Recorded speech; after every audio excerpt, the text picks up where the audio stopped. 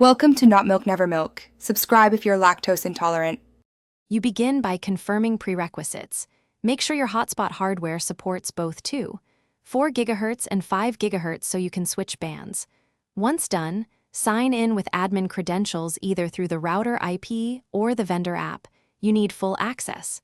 Make sure the device is powered or on external power to avoid interruptions.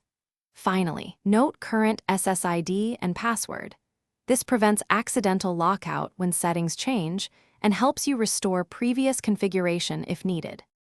You now navigate to the Hotspot's wireless or Wi-Fi settings. Look for labels like band, frequency, or advanced Wi-Fi mode. These group the options you need. Once located, choose the desired band. Select 5 GHz for faster speeds and less interference or 4 GHz for better range. If available, use dual band or auto to allow devices to pick the optimal band.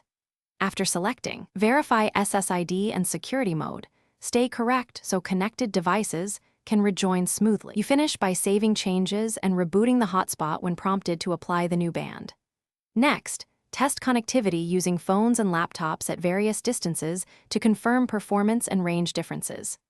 If a device won't connect, make sure its Wi-Fi adapter supports the selected band and that the security type matches.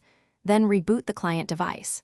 If problems persist, switch back to the prior band briefly, check for firmware updates, and retry. This often resolves compatibility or software bugs.